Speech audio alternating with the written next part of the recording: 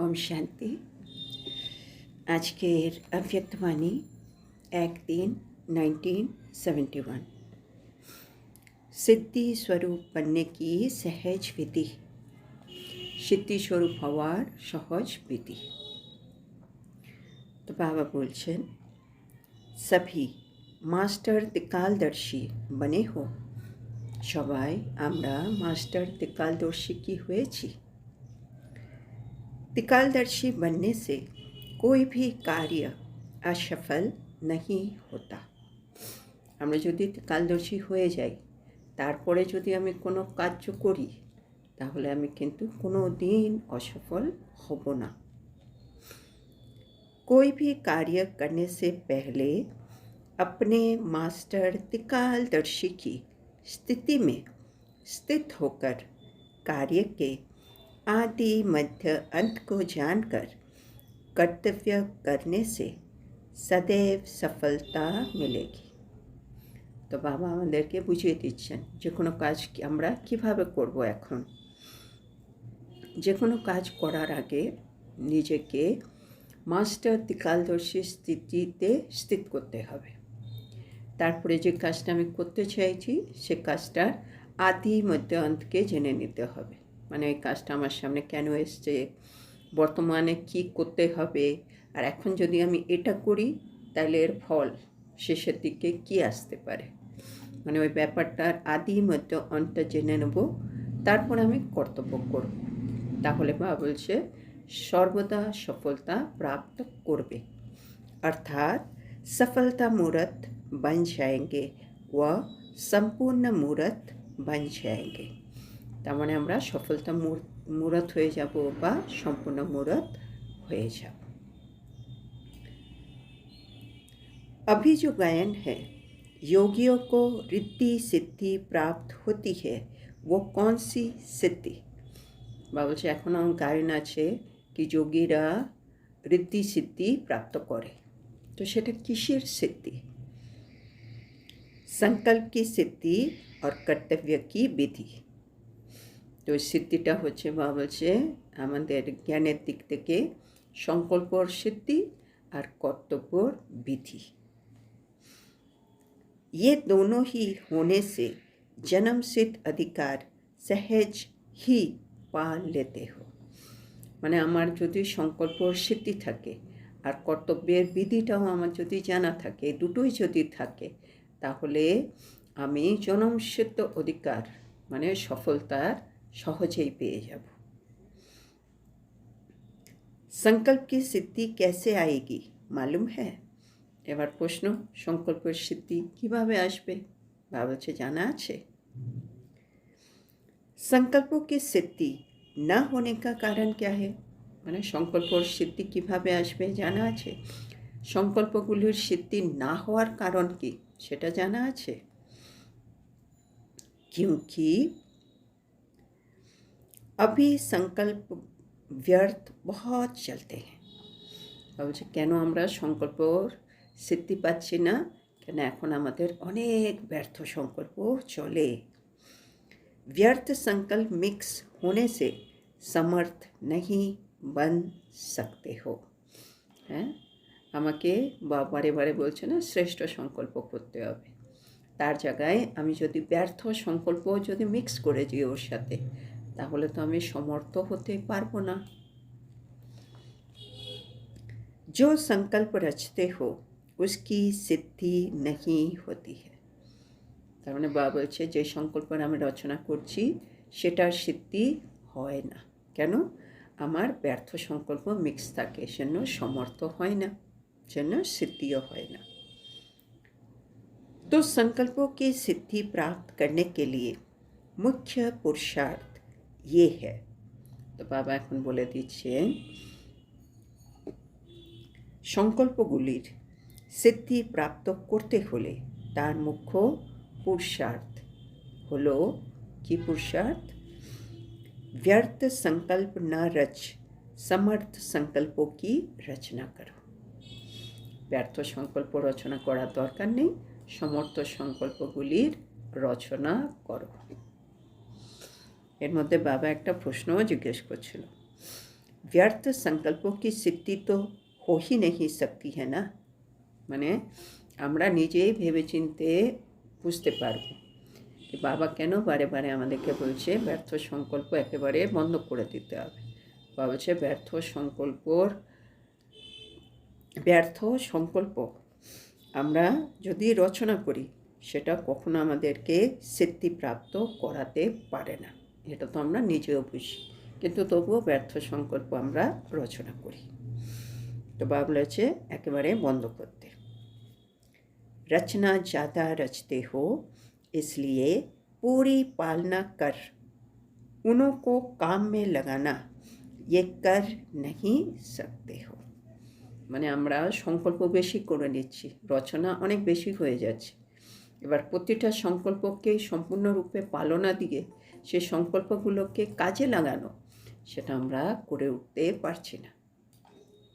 বাবা এবার কত সুন্দর এক্সাম্পল দিচ্ছে। जैसे लौकिक रचना भी अगर अधिक रची जाती है तो उनको लायक नहीं बना सकते हैं। হ্যাঁ, বা বলছে যেমন আমাদের লৌকিক রচনা মানে আমাদের সন্তান, তারাও যদি অনেক বেশি রচিত হয়, হ্যাঁ, আমার যদি একটা ছেলে বা মেয়ে থাকে, সন্তান থাকে, তাকে আমি একটা ভালো জায়গায় ভালো পালনা দিয়ে অনেক ভালো জায়গায় তুলতে পারি, একটা ডাক্তার, ব্যারিস্টার, যে কোনো একটা জায়গায়। কিন্তু আমার যদি 5-6খানা ছেলে মেয়ে হয় তাহলে খুব মুশকিল হয়ে যাবে সবাইকে পালনা দিতে, তাদেরকে যোগ্য বানাতে। তো সেটা বাবা বলছে লৌকিক রচনাও যদি বেশি রচিত হয়ে যায় তাদেরকে যোগ্য বানাতে পারে না।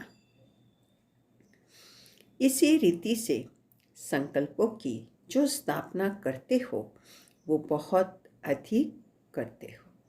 তো বাবা দেখেন একই নিয়মে আমরা সংকল্প যেগুলো দিয়ে আমরা কাজে লাগাবো, হ্যাঁ, যেগুলো দিয়ে আমাদের একটা বীজের মতো কাজ করবে, যেটা দিয়ে স্থাপনা হবে, সেগুলো কিন্তু অনেক বেশি তৈরি হয়ে যাচ্ছে আমাদের। संकल्पों की रचना जितनी कम उतनी पावरफुल होगी।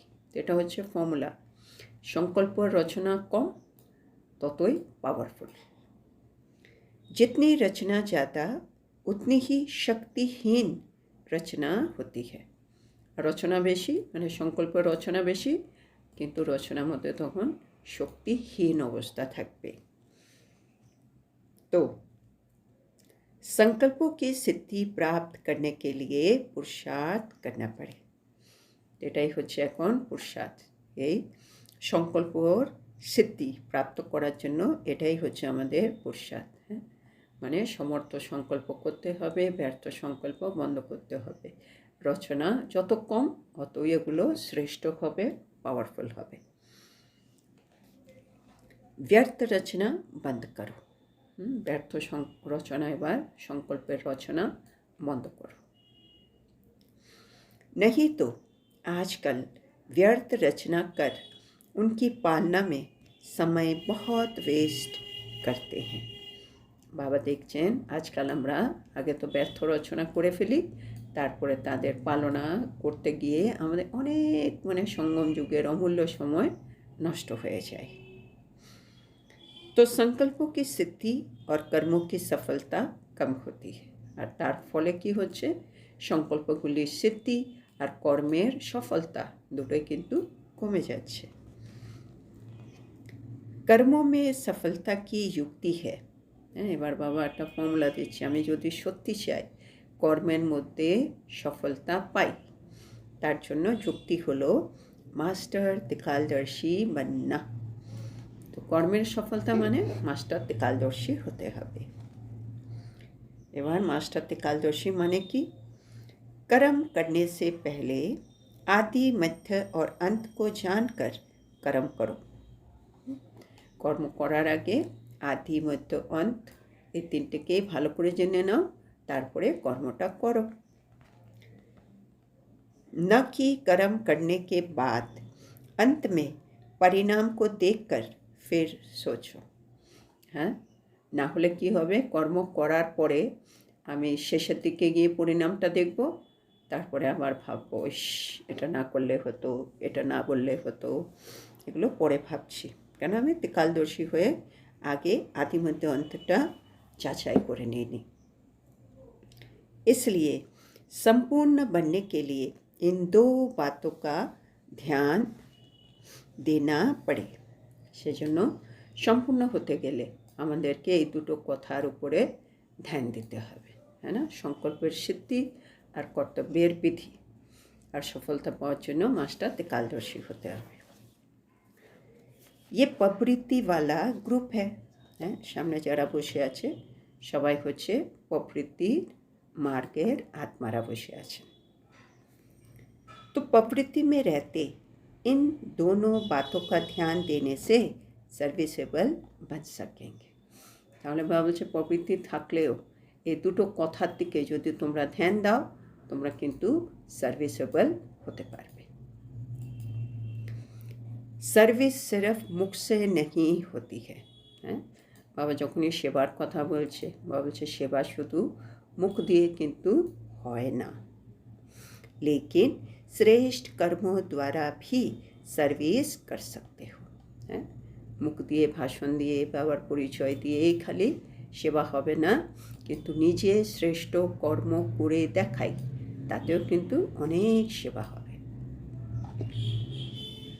ये जो ग्रुप आया है अपने को सर्विसेबल ग्रुप समझते हो? बाबा जिज्ञेस करছে এই যে গ্রুপ আমার সামনে আছে এরা এসছে মধুবনে, তোমরা কি নিজেকে সার্ভিসেবল গ্রুপ বলে মনে করো?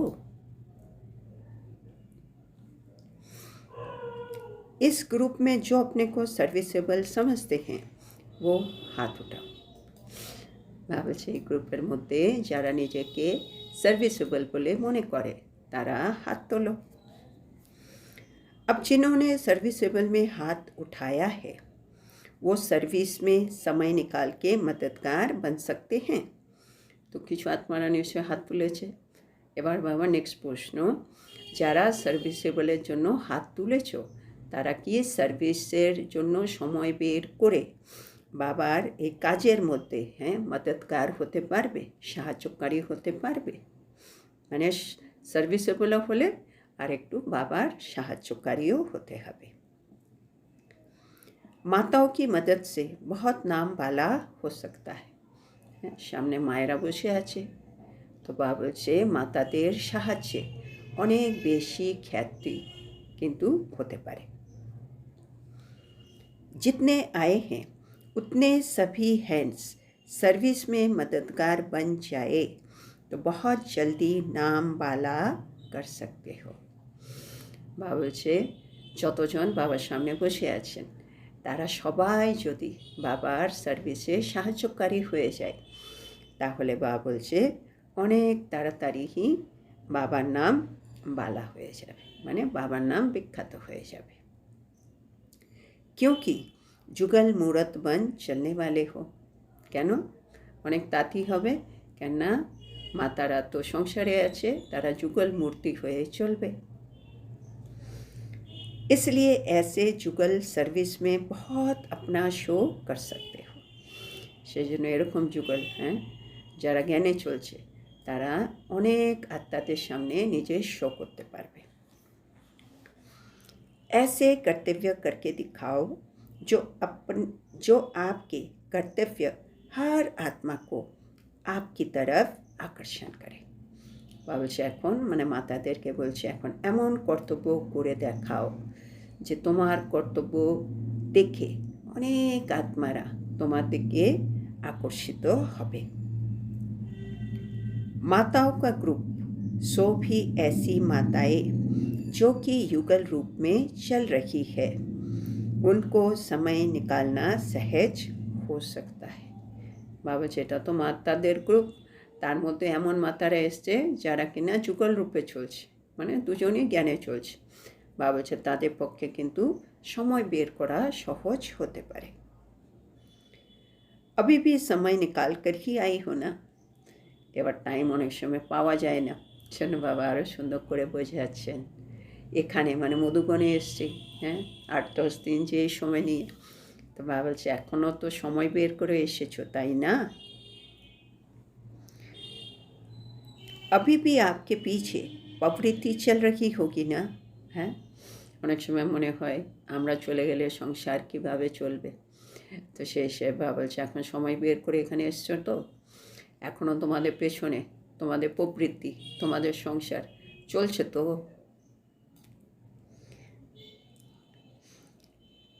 जैसे ये बात जरूरी समझकर बंधनों को हल्का करके पहुंच गई हो, বলছে যেরকম মানে এখানে আসাটা জরুরি মনে করেছো, সেজন্য নিজের বন্ধনগুলিকে একটু হালকা করেছো আর মধুবনে পৌঁছে গেছো।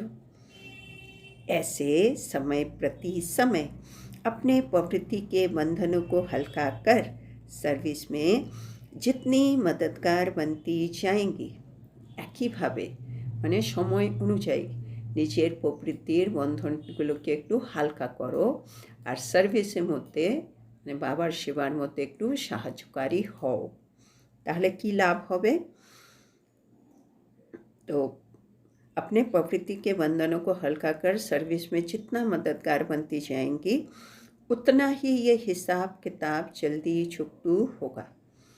তাহলে আমাদের যে সংসারে দেনা পাওনা রয়ে গেছে সেগুলো পাওয়া বলছে অনেক তাড়াতাড়ি ক্লিয়ার হয়ে যাবে। তার মানে আমরা সংসারে আছি, সংসারের বন্ধনগুলোকে একটু হালকা করে মানে আমরা একটু ব্যালেন্স করে বাবার সেবাতেও সাহায্যকারী হলে আমাদের যে হিসেবপত্র আছে দেনা পাওনা সেগুলো অনেক তাড়াতাড়ি চুক্ত হয়ে যাবে।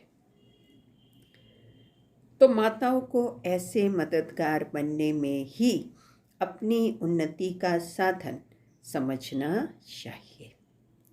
তা বাবা বলছে মায়েদের তাহলে এরকম সাহায্যকারী হওয়াতেই নিজের উন্নতির সাধন এটা বোঝা উচিত, হ্যাঁ না। বারে বারে বলে স্বসেবা, তারপরে বিশ্বসেবা। বিশ্বসেবা মানে সেখানে আমার প্রবৃত্তির সেবাও হতে পারে।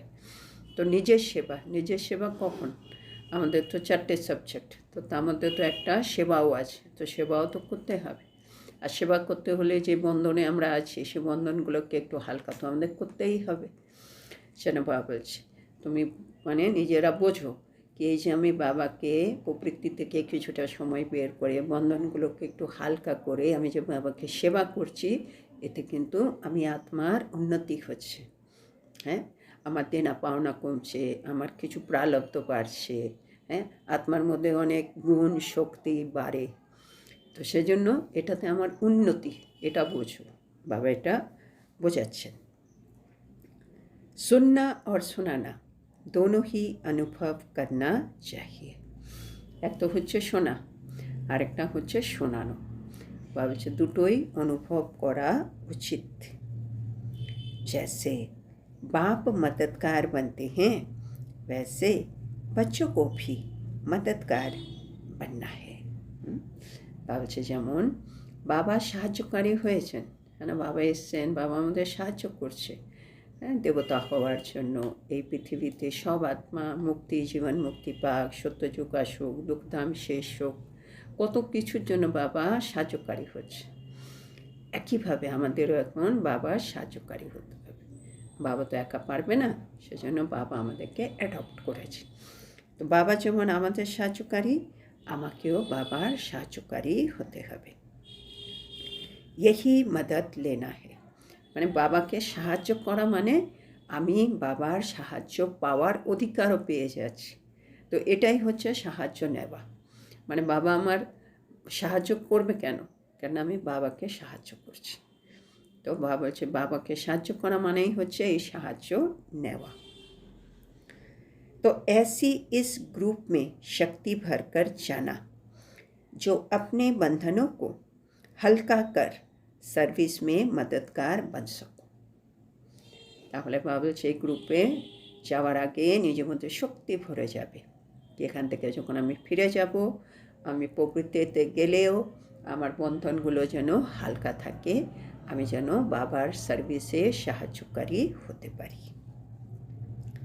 नहीं तो যদি এরকম আমি করতে না পারি, नहीं तो इस सब्जेक्ट में अगर कमी रह गई, হ্যাঁ, এই সাবজেক্টে মানে সার্ভিসের সাবজেক্টে যদি আমার ঘাটতি থেকে যায় তো ফুল মার্কস कैसे ले सकेंगे, তাহলে ফুল মার্কস কীভাবে নিতে পারবে। लक्ष्य तो फुल पास होने का रखा है ना। বলছে লক্ষ্যটা কী রেখেছো? ফুল পাস হওয়ার। হ্যাঁ, বাবা এটা বারে বারে বলেন কি আমাদের তো 4টে সাবজেক্ট, 4টে সাবজেক্টেই আমাদের ইন্ডিভিজুয়ালি কিন্তু ফুল মার্কস নিতে হবে। মানে আমি যদি জ্ঞানে 100 হয়, যোগেও 100 হতে হবে, ধারণাতেও 100 হতে হবে, সেবাতেও ইন্ডিভিজুয়াল লেভেলে 100 হতে হবে, মনসা বাচা কর্মণা সব মিলিয়ে। তা আমি ধরো জ্ঞানে ভালো, যোগে ভালো, ধারণায় ভালো, সেবা হচ্ছে না, সেবায় কম যদি থাকে তাহলে আমার অ্যাগ্রিগেট করে যে ফুল মার্কস সেটা কিন্তু আমার কমে যাবে। কমে গেলে নিশ্চয়ই আমি উঁচু পদ আর পাবো না। সেজন্য ভাবছি ফুল মার্কস মানে ফুল পাস। আর ফুল পাস হলে আমাকে সেবার মধ্যে বাবা সাহায্যকারী হতেই হবে, না হলে আমার এই সাবজেক্টে ঘাটতি থেকে যাবে, নম্বর কমে যাবে। इसलिए इस ग्रुप को खास ऐसी ऐसी युक्तियाँ रचने की ट्रेनिंग लेकर जाना है। সেন বাবা সেই গ্রুপকে বিশেষভাবে নানা রকম যুক্তিগুলি রচনা করার ট্রেনিং নিয়ে যাবে। মানে কী কী করলে আমি একটু সময় বের করতে পারবো, কী কী করলে আমার বন্ধনগুলো একটু থেকে আমি একটু হালকা হতে পারবো, নানা রকম যুক্তিগুলো শিখে এখান থেকে ট্রেনিং নিয়ে যাও। भट्टी से क्या बनकर जाना है? বাবা সময় মাতারা এসে ভট্টিতে, বা বলছে ভট্টি থেকে কী তৈরি হয়ে তোমরা এখানে যাবে। समझा है? বুঝেছ তো? সার্ভিসেবল আর মদদগার। এত কিছু বুঝিয়ে দিয়েছে বাবা বলছে কী হয়ে যাচ্ছ মনে আছে? সার্ভিসেবল আর সাহায্যকারী। তোমাকে সার্ভিসও করতে হবে বা সাহায্যকারীও হতে হবে। घर में रहते शक्ति स्वरूप की स्मृति सदैव रहने से कर्म बंधन विघ्न नहीं डालेंगे। এটা আরেকটা বাবা সুন্দর পয়েন্ট বলছেন। আমরা ঘরে থাকি, ঘরের থেকেও আমি যদি শক্তি স্বরূপের স্মৃতিতে সবসময় থাকি কি আমি আত্মা শক্তি স্বরূপ, তাহলে বাবা বলছে কর্মবন্ধন কোনোভাবেই তোমাকে বিঘ্ন প্রদান করবে না। মানে আমি যদি মাস্টার সর্বশক্তিমান স্মৃতিতে থাকি, যে কোনো বিঘ্ন আসবে, আমি কোনো না কোনো পথ বের করে সে বিঘ্ন বিনাশক হয়ে উঠব, সমস্যা এলে সমাধান স্বরূপ হবই হব। সেটা স্মৃতিটা ইম্পর্টেন্ট বাবা বলছে। আমি ঘরে থাকি বাইরে থাকি এটা নয়, স্মৃতি কী আছে, আমি শক্তিস্বরূপ আত্মা। घर में रहती हो, बाबा देखছেন घर में रहती हो लेकिन शक्ति स्वरूप के बजाय पवित्र प्रवृत्ति का भान ज़्यादा रहता है। বাবা দেখেন এখন কি থাকি, আমরা ঘরে থাকি কিন্তু আমরা শক্তি স্বরূপ থাকি না, আমরা পবিত্র প্রবৃত্তির ভাবে বেশি থাকি। আমরা প্রবৃত্তিতে আছি, পবিত্রভাবে আছি সেটা রাখি, কিন্তু আমি আত্মা যে ওর সাথে শক্তি স্বরূপও সেটা থাকে না। प्रवृत्ति में रहते शक्तिपन की वृत्ति कम रहती है। মানে সংসারে ঢুকে গেলে এই প্রবৃত্তিতে শক্তি রূপের বৃত্তি অনেকটা কম হয়ে যায়। इसीलिए अब तक जो आवाज़ निकलता है, মানে এই বৃত্তিটা কম হয়ে যায় বলেই বা বলছে এখনও পর্যন্ত এই যে তোমাদের থেকে বিভিন্ন রকম আওয়াজ বেরোচ্ছে না, কি কি বেরোয়? कर्म बंधन है। হ্যাঁ বাবা, কর্মবন্ধন আছে। क्या करे, कैसे करे, কি করব বাবা, কিভাবে করব বাবা, कैसे कर्म बंधन काटे, বাবা কি করে কর্মবন্ধন কাটবো। ये आवाज़ इसलिए निकलता है, এই আওয়াজগুলো আমাদের মনের কথা যেগুলো বাবার কাছে যায়, এই আওয়াজগুলো এই কারণে বেরোচ্ছে আমাদের ভেতর থেকে। কেন? क्योंकि शक्तिपन का अलंकार सदैव कायम नहीं रह पाता है। শক্তি রূপের যে অলঙ্কারে আমাকে সবসময় নিজেকে সাজিয়ে রাখতে হবে, সেটা আমি সব সময় বজায় রাখতে পারি না। तो अब इस भट्टी में अपनी स्मृति और स्वरूप को बदल कर जाना। বাবা বলছে এখন এই ভট্টিতে এসছো, এখন নিজের স্মৃতি আর স্বরূপ দুটোই কিন্তু চেঞ্জ করে যাবে। इसके लिए दो बातें सदैव याद रखना। এর জন্য তোমরা দুটি কথা সর্বদা স্মরণে রেখো। এক তো চেঞ্জ হোনা है, একটা হচ্ছে চেঞ্জ হতে হবে, আর दूसरा চ্যালেঞ্জ करना है, আর দ্বিতীয় হচ্ছে আমাকে চ্যালেঞ্জ করতে হবে। তো এই দুটো শব্দ বাবা বলছে আমাদেরকে মনে রাখতে হবে। তো আজকে আমরা এখানেই থামব। তো আজকে বাবা আমাদেরকে বোঝাচ্ছেন ত্রিকালদর্শী হলে আমাদের কি কি লাভ হবে। ত্রিকালদর্শী হলে আমরা সব কাজে সফলতা পাব, কোনো কাজে আমরা অসফল হব না। তারপরে বাবা হচ্ছে ত্রিকালদর্শী মানে কি, যে কোনো কাজ আমরা যখন করব আগে নিজের স্থিতিটাকে মাস্টার ত্রিকালদর্শী স্থিতিতে নিয়ে আসব, সেই কাজের আদি মধ্য অন্তটাকে জেনে নেব, বুঝে নেব, তারপরে কর্তব্য করব, তাহলে সব সময় সফলতা পাবো, সফলতা মূরত হয়ে যাব, সম্পূর্ণ মূরত হয়ে যাব। তারপরে বাবা বলছে একটা গায়ন আছে কি যোগীদের ঋদ্ধি সিদ্ধি প্রাপ্ত হয়। বাবা বলছে কিসের সিদ্ধির কথা? বাবা বলছে সেটা হচ্ছে সংকল্প সিদ্ধি আর কর্তব্যের বিধি। এই দুটো যদি থাকে আমাদের মধ্যে, আমরা সেই সফলতা, আমাদের যে জন্মসিদ্ধ অধিকার, সেটা আমরা অনেক সহজেই পেয়ে যাব। এবার সংকল্প সিদ্ধি আসে না কেন? হ্যাঁ, এর কারণটা কি? এর কারণ বাবা বলছে ব্যর্থ সংকল্প অনেক চলে। সেন্স আমাদের ব্যর্থ সংকল্প মিক্স হয়ে যায়, সেজন্য সমর্থ হতে পারে না। বাবা বলছেন, যেমন এক্সাম্পল দিলেন বাবা, রচনা যদি অনেক হয়ে যায় তাহলে তুমি সম্পূর্ণ পালনা দিতে পারবে না, হ্যাঁ না? লৌকিক রচনাও যদি বেশি হয় তাদেরকে যোগ্য বানানো খুব মুশকিল হয়ে যায়। একইভাবে আমার যদি সংকল্পগুলো অনেক বেশি হয়ে যায়, অধিক হয়ে যায়, যে প্রতিটা সংকল্পকে সম্পূর্ণ পালনা দিয়ে সেটাকে কাজে লাগাবো, সেই সিদ্ধিটা প্রাপ্ত হয় না।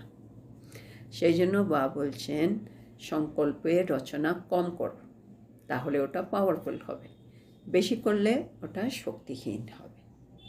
সেজন্য ব্যর্থ রচনা বন্ধ করো। কেন ব্যর্থ রচনা করলে তার পালনা করতে অনেক সময় আমাদের ওয়েস্ট চলে যায়, আর সেজন্য আমাদের সংকল্প সিদ্ধিও হয় না, কর্মেও সফলতা আমরা পাই না। সেজন্য বাবা বলছে কর্মের সফলতা পেতে হলে মাস্টার ত্রিকালদর্শী হয়ে যাও। কর্মের আগে আদিমধ্য অন্তরটা ভালো করে জেনে নাও, তারপরে কর্মে আসো। কর্ম করার পরে পরিণামকে দেখে ভেবো না, তাতে কোনো লাভ হয় না। তারপরে বাবা বলছে সার্ভিস কীভাবে করব। বাবা বলছে সার্ভিস শুধু মুখ দিয়ে করা যায় না, শ্রেষ্ঠ কর্ম দিয়েও কিন্তু আমরা সার্ভিস করতে পারি। সেন বাবা বলছে সামনে যারা আছে তারা যুগল মূর্তি, তা বাবা বলছে যুগল মূর্তিরা নিজের প্রকৃতিতে থেকেও নিজের শ্রেষ্ঠ কর্ম করে নিজেদের শো করতে পারবে। তা এবার অনেক সময় প্রশ্ন ওঠে সময়, তো বাবা বলছে দেখো তোমরা এখানে এসছো, সময় বের করে এসছো, তো তোমাদের পেছনে তোমাদের প্রবৃত্তি, তোমাদের সংসার চলছে, তো এখানে আসা তোমরা জরুরি মনে করেছো, এই জন্য তোমরা বন্ধনগুলিকে হালকা করে পৌঁছে গেছো। তো একইভাবে মানে এখন যখন ফিরে যাবে নিজের প্রবৃত্তি বন্ধনগুলোকে একটু হালকা করবে, সার্ভিস করবে, সার্ভিসের মধ্যে বাবার সাহায্যকারী হবে, তাহলে তোমাদের হিসেব কিতাব তাড়াতাড়ি ক্লিয়ার হয়ে যাবে। আর এই যে আমরা বাবাকে সাহায্য করব, বাবা বলছে এটাতে তোমার নিজেরই উন্নতি হবে, সেটাও একটু বোঝো। যেমন বাবা আমাদের সাহায্যকারী, আমাদের এখন বাবার সাহায্যকারী হতে হবে। আর বাবার সাহায্যকারী হওয়া মানে আমি বাবার থেকে সাহায্য নিচ্ছি। তারপরে বাবা আবার মনে করিয়ে দিচ্ছে কি যদি এই সার্ভিসের সাবজেক্টে আমার ঘাটতি থেকে যায় তাহলে কিন্তু আমি ফুল মার্কস নিতে পারবো না, তাহলে আমি ফুল পাসও হতে পারবো না। সেজন্য বাবা বলছে সার্ভিসেবল হও আর সাহায্যকারীও হও। আর তারপরে আরেকটু বাবা বলছে শক্তিস্বরূপের স্মৃতিটা সবসময় রাখো স্মৃতিতে। ঘরে থেকে শক্তিস্বরূপের স্মৃতি থাকলে তুমি দেখবে তোমার যত করম বন্ধন আছে, যার জন্য বিঘ্ন আসে, সেগুলো সব শেষ হয়ে যাবে। বাবা দেখেন আমরা শক্তিস্বরূপের স্মৃতিতে থাকি না, পবিত্র প্রকৃতির ভাবে থাকি। তো সেন বাবা বলছে এখন কি করতে হবে, সবসময় শক্তিরূপে থাকতে হবে, মানে শক্তিরূপের অলঙ্কার দিয়ে নিজেকে সাজিয়ে রাখতে হবে। তারপরে বাবা বলছে এখানে ভাট্টিতে এসো, নিজের স্মৃতি আর স্বরূপকে পাল্টে যেও। তার জন্য দুটো কথা মনে রেখো, একটা হচ্ছে চেঞ্জ হতে হবে, আর দ্বিতীয় হচ্ছে আমাদের সবাইকে চ্যালেঞ্জ করতে হবে। তো আজকের এত সুন্দর শিক্ষার জন্য আমরা আমাদের প্রিয় শিব বাবাকে বলবো ধন্যবাদ বাবা, ধন্যবাদ। ওম শান্তি।